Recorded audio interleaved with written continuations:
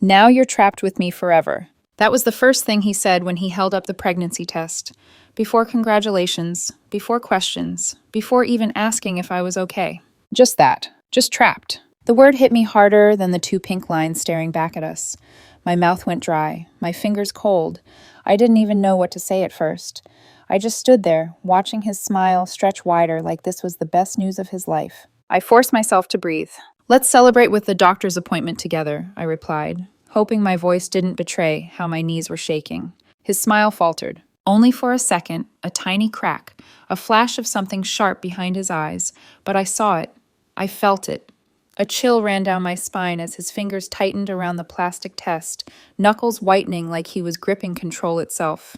A doctor's appointment? He repeated, too casual, too slow. You don't trust the test? I just want to be sure, I murmured. It's so early. I wasn't expecting any of this. That part was true. I wasn't expecting him to react like this. His expression darkened in a way he probably thought I wouldn't notice. You should have told me sooner, he said quietly. You shouldn't hide things from me. I wasn't hiding, but the words tangled in my throat. He stepped closer, close enough that I could smell the faint cologne he always wore when he wanted to make a point. Close enough that my heartbeat turned into a drum inside my chest. This changes everything, he whispered. You understand that, right?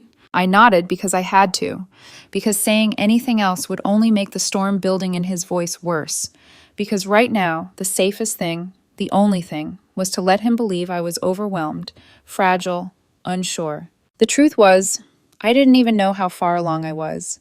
I didn't know what to think. I didn't know what he would do next. But as he pulled me into an embrace that felt more like a claim than comfort, I stared past his shoulder at the pregnancy test on the counter. 2 perfect lines. My breath trembled. And in that single, trembling breath, I realized, whatever was coming next, he thought he was in control of all of it. He had no idea how wrong he would be. If you had asked me a year ago whether I'd end up here, heart racing over a pregnancy test, second-guessing every breath in front of the man I loved, I would have laughed. Back then, everything felt warm and simple, like life had finally opened a door I didn't know I was allowed to walk through. I'm 27. I work in graphic design, freelance, which sounds more glamorous than it is, but it gives me flexibility and quiet mornings to myself. I used to enjoy those mornings. Before living with him meant every day began on his terms. But I'm getting ahead of myself. We met at a summer barbecue hosted by a mutual friend. I remember the heat, the smell of grilled corn, the buzz of cicadas around the yard, and him. He had this easy confidence, the kind that draws you in before you even realize it's happening. He offered me a drink, made me laugh, asked questions that felt meaningful. When he looked at me, I felt seen. It sounds childish now, but at the time I'd been drifting, lost in work, lost in routine, lost in my own head, and he felt like an anchor, someone who made decisions, took charge, knew what he wanted.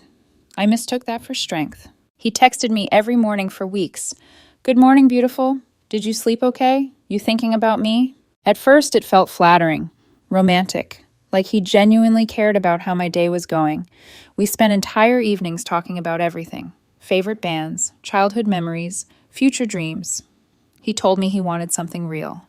He wanted a woman who didn't play games, who understood loyalty, who believed in building a future brick by brick. And I wanted to be that woman. Within 4 months, we were spending most nights together. By 6 months, he asked me to move in. He made it sound like the next natural step. Why waste money on 2 places, he'd say. I want you here, with me. So I said yes. The first few weeks were like a honeymoon. He cooked dinner, kissed me from behind while I worked, played music in the kitchen while we danced barefoot on the cold tile floor. Little moments that made me believe we were building something rare. But slowly, almost imperceptibly, the tone shifted. He wanted to know where I was at all times. He didn't like me going places without him. He questioned my clients, my friends, my time. He'd say he worried, that he cared too much, that he just needed reassurance. No yelling, no threats, nothing loud enough to call wrong, just a tightening circle around my life. I told myself he meant well. I told myself he just loved deeply. But sometimes when he looked at me, there was a sharpness in his gaze, like he was always calculating, always measuring whether I was enough, whether I was his. His parents adored him, and they were polite to me, but distant. His mother once said, "He needs stability." and I never figured out if she meant it as a compliment or a warning. His father shook my hand too firmly, as if checking my grip. Still, I convinced myself I was overthinking. We had good days, real ones. Picnics at the lake, quiet nights with movies, long conversations about what we'd name our children someday. He seemed so certain I'd be the mother of his kids. I didn't question it, not until certainty became expectation. I should have noticed the signs, the subtle pressure, the need for control disguised as love. But I wanted so badly to believe I finally had someone who chose me fully. So when the pregnancy test appeared and his face lit up, not with fear or joy, but possession, I realized something unsettling. Maybe I hadn't been chosen. Maybe I'd just been claimed. The first real cracks began to show months before the pregnancy test. Not in big explosions, not in dramatic fights, just in tiny moments that felt harmless at first. Moments I brushed off, excused, smoothed over in my mind because I didn't want to believe what they meant. It started with questions, innocent ones at first. Who were you texting? Why didn't you tell me you were going out for coffee? Why do you take so long at the grocery store? Then the questions became statements. You should have invited me. I don't like you hanging out with her. She's a bad influence. That outfit is a little revealing, don't you think? He never raised his voice. He didn't need to. His tone had a way of making me feel like I'd disappointed him, like I'd broken some unspoken rule. And I hated disappointing people, especially him. I started editing myself without even realizing it. Shorter replies to male clients, less time with friends, no impulsive plans, always checking the clock, always keeping him updated so he wouldn't worry, or so he said. I told myself I was being considerate, but the truth was simpler. I was adapting to survive the atmosphere he created. His friends adored him, but they made comments too. You've changed since dating her. You're always busy now. She doesn't really fit the group vibe. She's kind of sensitive, isn't she? He never defended me. He'd shrug, laugh with them, say, she's just shy, like I wasn't standing right there. I'd force a smile, even when it stung. There were other things, small, strange behaviors that made me pause, but never long enough to confront them. He'd scroll through my phone when he thought I wasn't looking. He'd move my belongings around accidentally. He'd memorize my schedule down to the hour. He insisted on knowing my location, just to be safe. Every time I pushed back even a little, softly, carefully, his expression would shift, like he was recalibrating, measuring, deciding how much pressure to apply. You're overreacting, he'd say. I just care. I need honesty from you. That's not too much to ask. Sometimes he'd wrap his arms around me while he said it, holding me too tightly, kissing my forehead in a way that looked loving from the outside, but felt more like a gentle restraint. Still, I told myself it wasn't so bad. I'd seen worse relationships. He'd never yelled, never slammed doors, never threatened me. He just needed reassurance. And I wanted to give it to him. But the more reassurance I offered, the more he demanded. He began dropping heavy hints about our future, marriage, children, joint finances, about how he wanted a partner who was all in, who didn't keep secrets, who didn't hesitate. He'd say, when we have kids, as if the timeline wasn't up for discussion, when we buy a house, like he'd already signed the papers, you're going to be an amazing mother, in a tone that felt less like admiration and more like prophecy. I started waking up with a knot in my stomach. Not fear, at least not fear I could name, just a sense that my life was quietly slipping out of my hands. Then came the night he asked if I'd ever thought about what kind of ring I wanted. We weren't ready. We'd barely navigated a year together, but he looked at me like any hesitation was betrayal. And as the pressure grew, my own doubts grew with it. Quiet, private thoughts that I hid behind practiced smiles and soft laughs. The tension between us stretched thinner and thinner, an invisible thread pulling taut every time he checked on me, questioned me, reminded me, gently, that we belonged together. I didn't know it yet, but those small moments were laying the groundwork for everything that happened next. The mistrust, the test, the fear, the lies, the unraveling. Seeds planted so quietly that by the time they sprouted, it was already too late. It happened on a Thursday night, one of those evenings that felt perfectly ordinary until it wasn't. I came home late from a client meeting, exhausted, hair damp from the drizzle outside.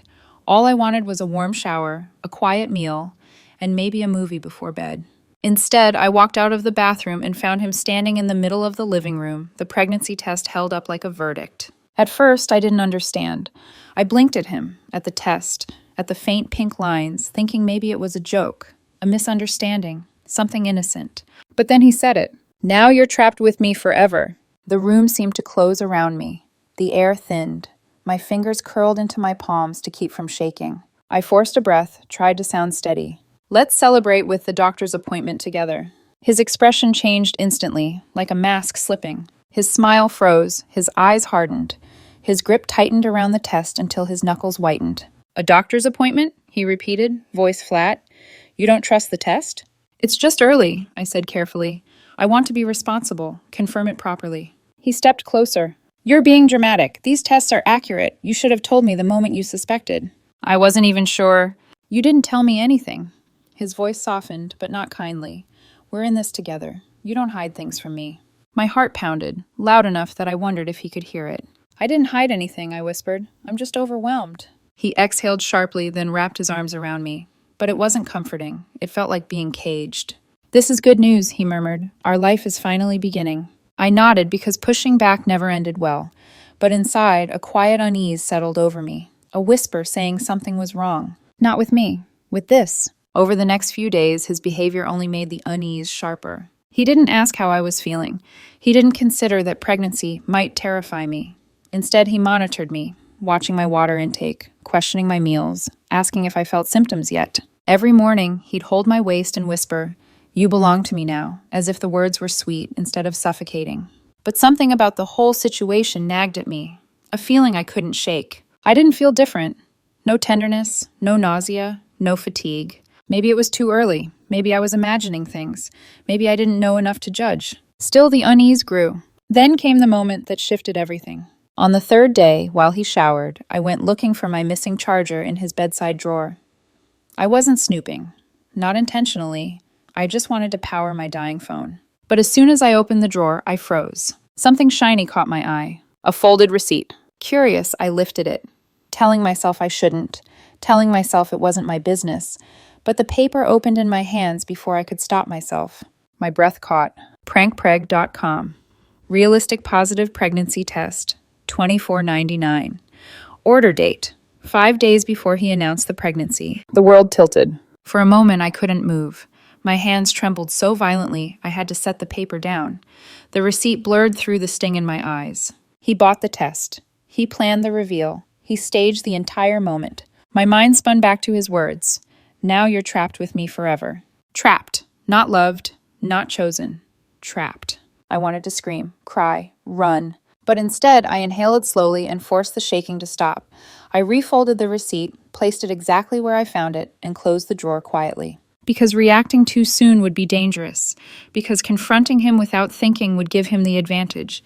Because if he felt me pulling away, he'd only tighten the control. So when he stepped out of the bathroom, damp towel around his neck, I smiled. "Feel like watching a movie tonight?" I asked softly. He smiled back, warm and affectionate, completely unaware that I knew. He thought he held all the power. He thought he had trapped me. But as I sat beside him on the couch, heart pounding, mind racing, I finally understood something.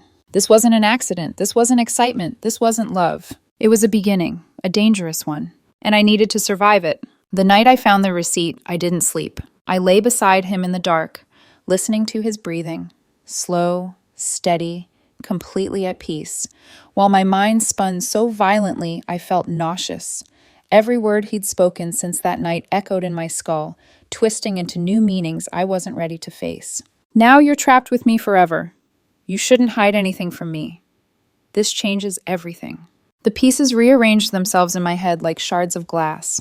I stared up at the ceiling until the shadows blurred. Morning came too quickly, pouring pale light across the bed. I kept my eyes closed as he wrapped an arm around me. "How's my girl feeling today?" he murmured into my hair. My stomach tightened. "Just tired," I whispered, which was true in a way I couldn't explain. He kissed the side of my head and stood up, humming while he got ready for work. He didn't notice the stiffness in my body or the way my hands clenched the blanket. When he left, closing the door behind him, I finally let out a breath I felt like I'd been holding for hours. I wasn't sure what scared me more, the lie itself or the reason behind it. Why fabricate something so serious? Why choose pregnancy? Why call it trapping me? I made myself tea, though my hands shook too much to drink it. I wandered around the apartment, every room feeling smaller than it had the day before. He had planned this, but I needed to understand why, and more importantly, what his endgame was. Over the next 3 days, I watched him differently. Not obviously, not enough for him to feel it, just closely. He didn't act like a man who was terrified of a mistake or worried about me. He acted like a man who had finally gotten what he wanted. He hovered, he monitored, he asked if I felt symptoms yet, over and over. Do you feel nausea? Any dizziness? You seem fine, too fine. Are you sure? I'd force a small smile. It's early, I'd say softly. Symptoms don't always show right away. He'd nod, but his eyes would search my face like he was checking for inconsistencies. At dinner one night, he poured me a glass of water and said, "You need to stay hydrated, for the baby." The way he said baby made something cold bloom in my chest. When I casually mentioned wanting to avoid alcohol, he added, "I'll make sure of that." Make sure.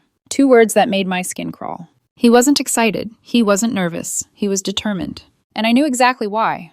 I just couldn't let him know I knew. By the 4th morning, I pushed gently again. "We should make an appointment," I said while he tied his shoes, "just to confirm everything. It's important." His hands paused mid-lace. "There's no need for that," he said without looking up. "Don't complicate things. We know what the test means. But medical care is important." He straightened slowly, fixing me with that same sharp look that made my stomach turn. "Why are you pushing this?" he asked. "Do you not want this?" The accusation was so sudden it took my breath away. "What? No, I just want to be responsible." "You're acting like you don't trust what's right in front of you," he continued. "Pregnancy is simple. 2 lines means pregnant. Why are you hoping for something else?" "I'm not hoping for anything," I whispered. "I just want to make sure I'm healthy." He stepped closer, lowering his voice. "You're overthinking, like always. Just relax. Let things happen." His hand brushed my cheek. It looked like tenderness. It felt like authority. I nodded, letting my shoulders slump in a way he interpreted as surrender. Inside, my pulse hammered. That night, after he fell asleep, I sat at the edge of the bed, hugging my knees to my chest. The apartment was so still, I could hear the hum of the refrigerator in the kitchen. I should have confronted him. I should have demanded answers. I should have left that moment. But something deeper held me still, the instinct to survive quietly until I understood the full scope of what I was dealing with. Because his lie wasn't impulsive, it was calculated. He ordered the test days before. He staged the reveal. He used the moment to reinforce control. And if I confronted him now, without a plan, I'd lose whatever little advantage I had left. So I breathed slowly, controlled, steady. I pretended, for him, for safety, for time. And every hour that passed, another realization settled into place. This wasn't just manipulation. This was escalation. And I needed to tread carefully, very carefully. Because he believed he had trapped me. But he didn't know what someone does when they finally understand the shape of the cage they're in. Over the next few days, the atmosphere inside the apartment thickened, like humidity before a storm. Everything he said seemed coated in sweetness on the surface, but edged with warning underneath. And every passing hour, I understood a little more about the kind of man I was living with, and the depth of the lie he had built. But I kept playing my role. The uncertain partner, the overwhelmed almost mother, the woman trying her best not to fall apart. Because the only thing more dangerous than his deception was him realizing I had uncovered it. It started subtly. He became territorial, more than before. He hovered around me, asked endless questions, monitored every shift in my mood. "You seem distant today. Why are you tired? Did something happen while I was gone? Did you eat enough? You have to think for 2 now." He'd say these things while brushing my arm or tucking my hair behind my ear, but the tenderness never reached his eyes.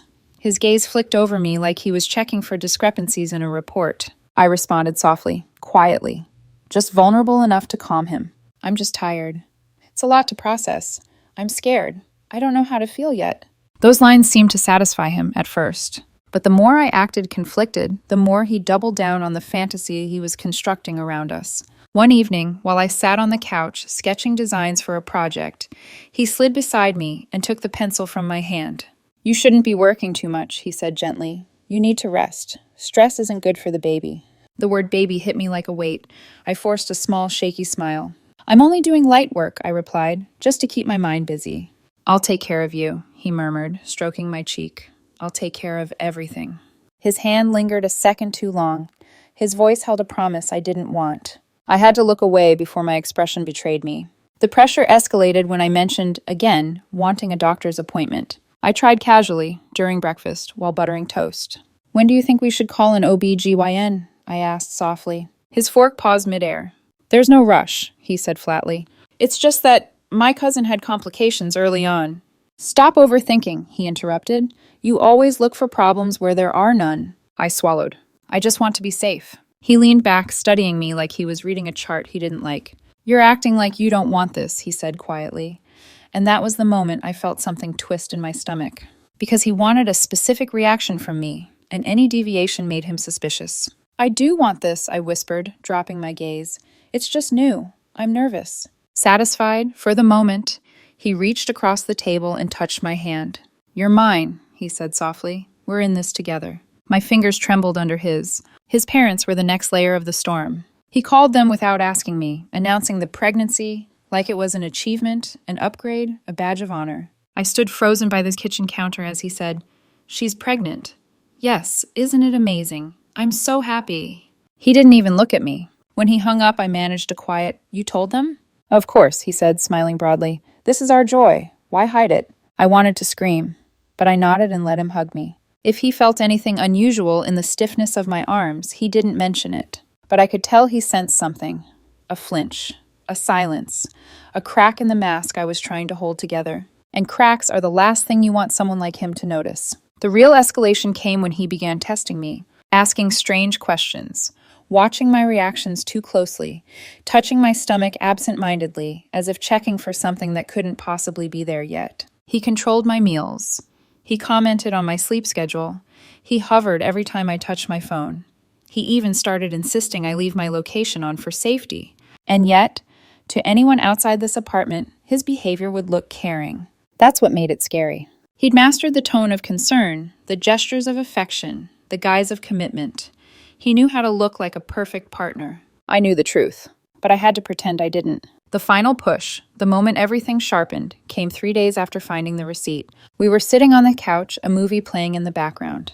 He wrapped his arm around me, but I stiffened before I could stop myself. He noticed. What's wrong? He asked softly. Nothing, I whispered. Don't lie to me. His voice wasn't loud. It didn't need to be. It was the softness that frightened me most. The kind of softness that comes right before something breaks. I'm scared, I admitted, letting my voice tremble.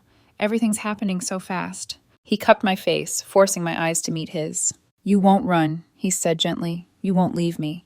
This baby ties us together. My breath stopped. He didn't smile. He didn't blink. He simply stated a fact, as he saw it. You're mine, he added quietly, and I'm not going anywhere. I forced a tear down my cheek, letting it fall exactly the way he expected. He hugged me then, whispering reassurance in a tone that felt nothing like reassurance. I let myself collapse into him, not because I wanted to, but because he needed to believe it. Because the more convinced he was that I was falling apart, the less he would notice the strength I was slowly gathering. That night, when he finally fell asleep, I stared at the ceiling for hours. Fear sat heavy on my chest, but beneath it, something else pulsed quietly. Resolve! Because the man sleeping beside me hadn't just lied, he had tried to rewrite my entire life. And one way or another, something was going to break. Darkness doesn't arrive all at once.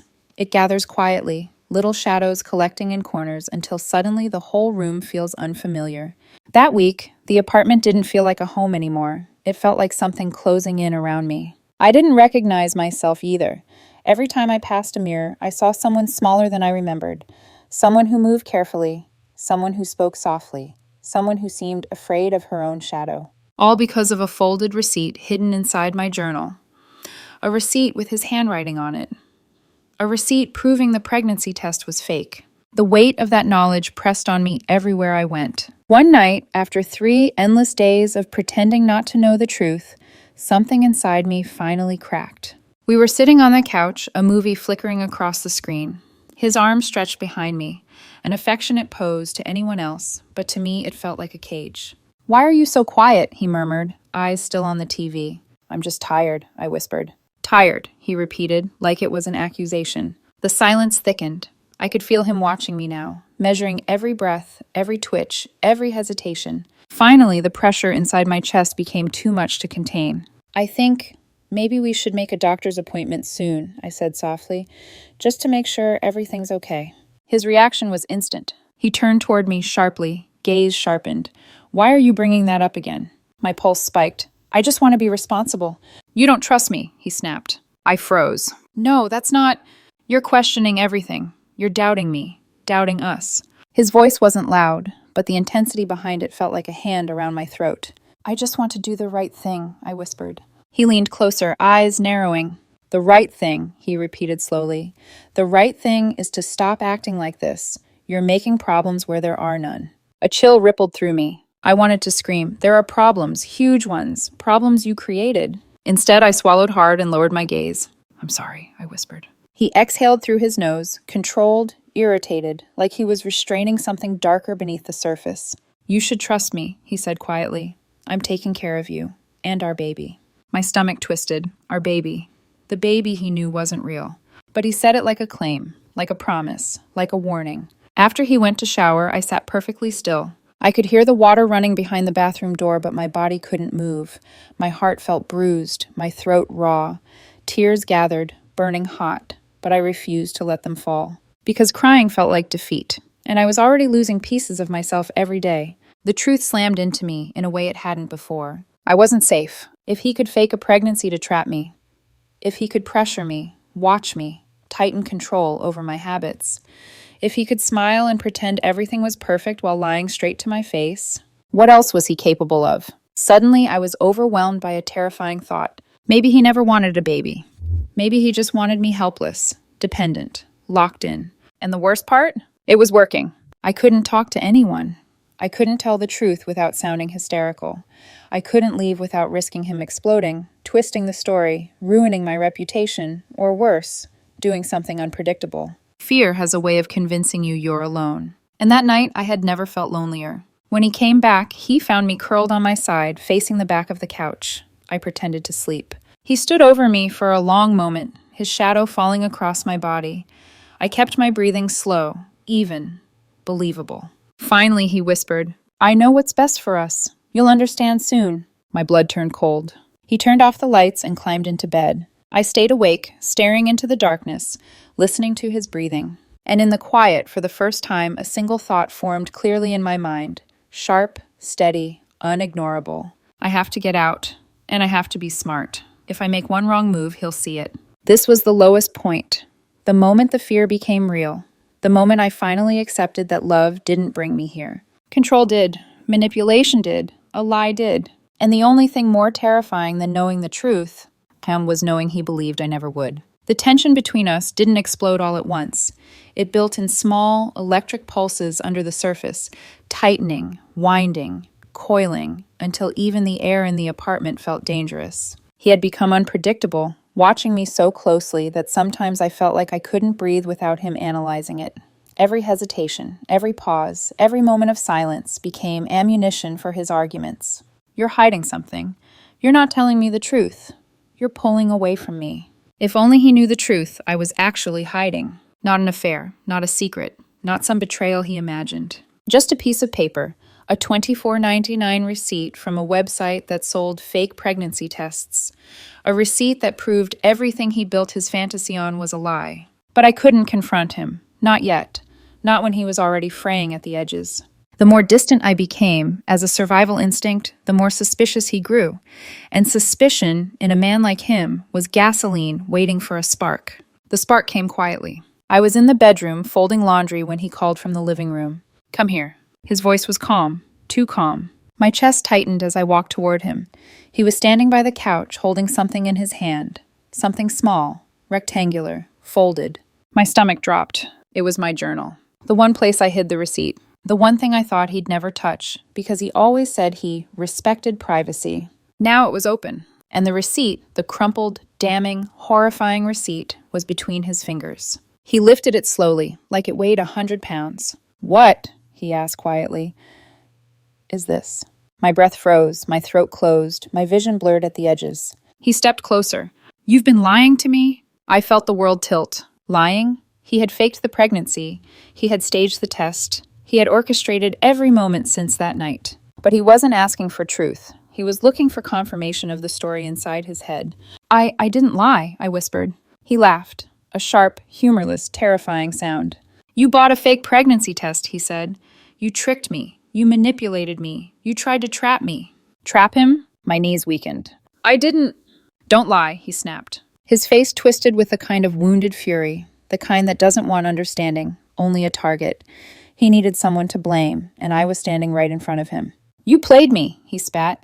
You're sick. Tears stung my eyes, not because he'd discovered anything, but because I finally understood. This was how far he would go to maintain control. Even caught in his own lie, he would flip the narrative. Make me the villain. Make himself the victim. This man wasn't confused. He was dangerous. I didn't buy it, I whispered, my voice barely audible. You did. He froze. For a heartbeat, something flickered across his face. Fear, recognition, something real. But it vanished as quickly as it appeared. No, he said firmly. I'm done with you. I want you out by Sunday. My breath hitched. You're kicking me out? Yes, he said coldly. You have until Sunday. Shock rippled through me, followed by something deeper, something sharp, something waking up. He was erasing his own lie. He was rewriting the story. He was trying to crush me before I could speak. And suddenly everything snapped into focus. He wasn't trying to trap me anymore. He was trying to survive being exposed. He shoved the journal against my chest. You're a manipulator, he hissed. I don't trust a single thing about you. I held the journal to my chest, trembling. But somewhere inside, a new kind of strength flickered. Because now I understood, if he would go this far to protect his lie, he would go farther. This eviction wasn't punishment. It was protection, for me. His story was collapsing, and the moment he kicked me out, something inside me quietly, powerfully snapped into place. I wasn't the trapped one anymore. He was the one whose truth was unraveling. He was the one losing control. He was the one revealing himself to be exactly what he was. And the fear that had held me together like glue began to burn away, slowly, dangerously, beautifully. Because when a woman finally sees the truth, she doesn't stay quiet forever. The morning I left his apartment, the world felt strangely quiet. Not peaceful, just emptied.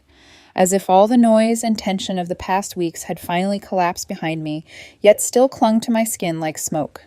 I expected him to make it dramatic, expected shouting or bargaining or one last attempt to pull me back in. But he stood by the kitchen doorway with his arms crossed, jaw tight, eyes cold. You'll regret this, he said. I didn't answer. I just gripped my suitcase and walked out.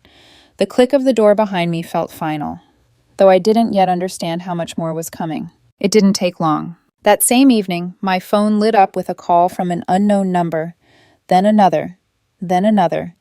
Voicemails piled up, each more venomous than the last. His mother went first, her voice thick with outrage.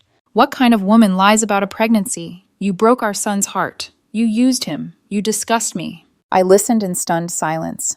She sounded so certain, so rehearsed, like she'd been waiting years to unleash this kind of fury on someone. His father's message wasn't much different, except colder. Fix this. Make it right. Stop embarrassing him. The accusations did not surprise me. What surprised me was how quickly they came, as if he'd been preparing them, as if my leaving had triggered some script he already had ready. I didn't delete the messages. Not a single one. Every insult, every accusation, every word soaked in denial and rage. Because suddenly I understood something frighteningly clear. He didn't kick me out because he believed I lied. He kicked me out because he needed freedom to rewrite the story. And he wasted no time doing it. By the next morning, mutual friends were reaching out. Some cautious, some confrontational, all of them influenced by the version of events he fed them. I heard you faked a pregnancy. He's devastated. Why would you do that? You should apologize. He didn't deserve this. He told us you were unstable for weeks. I didn't want to believe him. I wanted to scream. I wanted to tell them everything. I wanted someone, anyone, to say, "Are you okay?" But manipulators don't just manipulate their partners. They manipulate the audience. I answered each message with the same simple attachment, a photo of the receipt he bought, the fake pregnancy test he used to trap me. Reactions broke cleanly into two groups. Half responded with stammered apologies and shock. The other half vanished into silence, uncomfortable with the truth because acknowledging it meant admitting they had been fooled too. And people hate feeling foolish more than they hate lies. 2 days later, the police called. The moment I heard the detective introduce himself, my stomach dropped so violently I had to grip the arm of my chair. Of course he'd escalated. Of course. Manipulators don't lose quietly. He had filed a report accusing me of emotional abuse. He claimed I lied about a pregnancy to control him. that I caused him severe distress, that I was unstable. He used the exact language of the behavior he himself committed. Darvo, deny, attack, reverse victim and offender. It was almost textbook. At the station, I sat across from the detective with my hands folded in my lap and my pulse racing through my bloodstream. But I didn't cry. I didn't shake. I didn't dramatize. I simply said, I have evidence. I handed him everything I had quietly collected. The receipt, the timestamps, the screenshots, the voicemails from his parents, the notes where he refused medical confirmation, his controlling messages, even the moment he snapped when I suggested a doctor. The detective's expression shifted as he read through everything. When he finally spoke, his voice was calm, almost gentle. I'll be honest with you. His story doesn't match the evidence. What I'm seeing here is someone panicking about losing control. A knot I'd been carrying for weeks loosened in my chest. You're not in any legal danger, he continued, but you should be careful. People who file false reports often escalate when the narrative doesn't go their way. I nodded. I knew that already. The fallout didn't end there. He called 6 times. Long messages, frantic messages, messages whiplashing between rage and desperation. You twisted everything. You did this to yourself. You ruined my life. We can still fix this. You owe me closure. Answer me. I blocked him only after saving everything. Weeks later, I ran into him by accident, or maybe not an accident at all. I was leaving a grocery store when he stepped out from beside a parked truck. His face was pale, thinner than I remembered, eyes restless. We need to talk, he said. No, I answered, steady. You lied, he insisted. Admit it. Just admit it, and I can forgive you. Forgive me. Something inside me went still. Perfectly, beautifully still. You faked the pregnancy, I replied softly, and now you're facing the consequences of your own lie. He stared at me as if I had spoken in a language he'd never heard before.